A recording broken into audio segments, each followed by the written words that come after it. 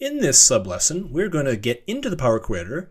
We're going to teach you how to navigate the Power Query Editor so you gain some comfort with the environment, and we're going to explore other key features. Okay, so I've got a Power BI desktop file open right now. So this is one of the ones you can find in the GitHub repository. What I'm going to do here first is we're going to get ourselves into the Power Query Editor.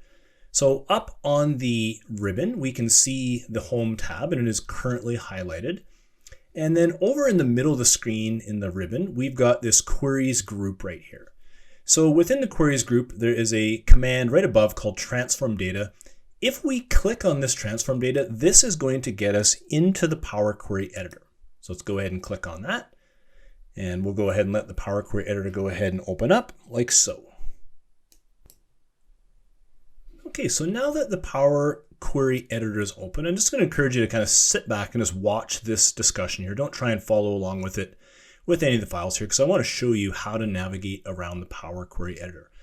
So what we're going to do here first is we are actually going to go down to the product query. So I'm going to highlight on this because we're going to use this query to walk through all the navigational pieces of the Power Query Editor. So first, at the very top of the screen, we are going to use and show you the ribbon. So at the very top of the screen here, this is the ribbon common in all the Microsoft 365 products. So that is the ribbon. Within the ribbon, there is going to be individual tabs that we're going to be clicking on quite a bit and going in to get at some of our commands. So those are the tabs. And then within each one of these tabs, if I just go ahead and remove our highlighting there so far, we will see that we have groupings of commands. So what we're going to do here is I'll just go ahead and highlight this group right here. So between the two gray bars here, we can see that we've got this group called query and a series of commands that exist within that group. So just to go ahead and quickly recap here, ribbon, tab, group, and commands. So those are really the things we're going to be dealing with a lot through our entire journey of Power BI. Okay, so now let's focus in on the areas that we're going to be interacting with a lot more as we go through the Power Query Editor. So on the far left-hand side of the screen, we have got our queries pane. So I'll just go ahead and highlight there. And we can see in here, we've got a series of queries that we built up. Now, this file is the accumulation of all the steps you're going to go through in lesson number 2 here. So that's why you see a lot of queries here. So here's all the queries that we have listed. We can go ahead and open and close the queries pane if we see fit. So we can give ourselves some more real estate. So that opens and closes. And yeah, there's really nothing more to say about the queries pane. So let's now move to the right-hand side of the screen here. Let's go ahead now and take a look at the query settings. So that is everything that is over here. So we'll see the query settings has a place where you can go ahead and rename the query if you want. And then I want to draw your attention to a section within the query settings right here called the applied steps. Now this contains all of the steps that you're going to go through from the time that you connect your source data all the way to the point of where you're finished working with your query and you're just about ready to deliver it over into the Power BI data model. Okay, so the next area that we're going to cover is the formula bar. So if I go ahead and at the top of my screen here, you can see I've got this thing right here where you will see formulas being entered as you're going through each one of your transformational steps. So what that looks like is if I just work my way through each of these applied steps, and I'll just go through a couple of them here, you're going to notice that the code in the formula bar changes. Now, we will go through each one of these steps as we move through lesson number 2. The code that is being generated up here is what is called the M language. And you don't necessarily have to go in and type any of this code in your own. You're going to find that the wizards and configuration screens are going to allow you to generate all this stuff automatically.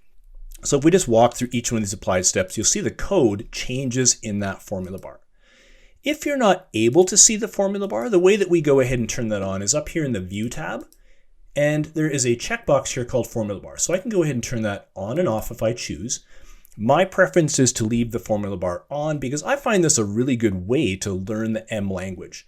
I can actually watch what is being generated as I go through each one of the individual steps. So I personally find that a little handy. If you do want, and you're afraid of getting in and typing over some of this code or doing something wrong with it, go ahead and turn the formula bar off if you want, but my general recommendation is to go ahead and just leave it on. Okay, so the next area that we're going to focus on is right here in the middle. And this is what is referred to as the data preview pane. So as we move through each one of our steps in the applied steps, this is a picture of what our data looks like at that point in time. So we can see here our first step is source. So this is us making our initial connection into our source data.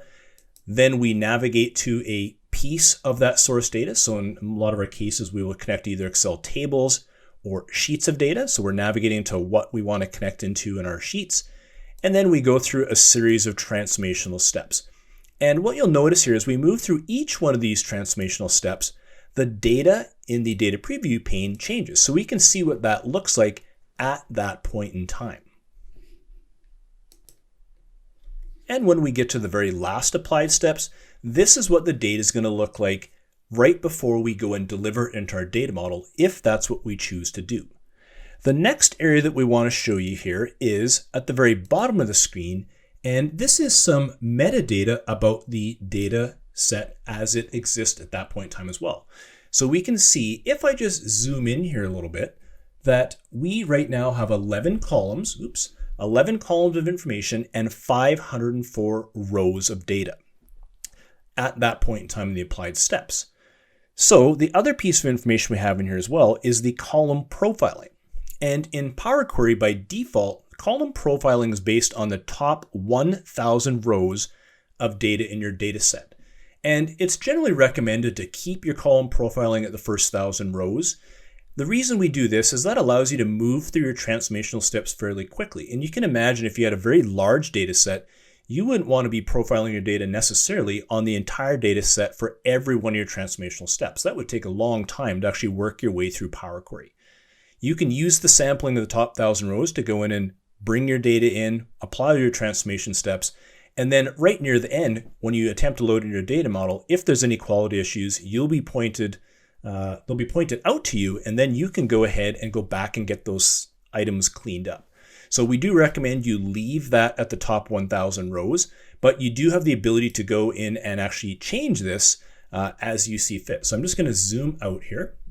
And if I want, I can actually go in and click on this column profiling here, and I can change my column profiling to the entire data set if I wanted to. But like I say, we're going to leave it at the top 1,000 rows because that is generally good enough. Okay, so that is really all the navigation features that we want to show you. Now it's just about time to go ahead and roll our sleeves up and start working with some data sets in the Power Query Editor and going and working our way through all these individual steps as we do that work. So let's go ahead and do that.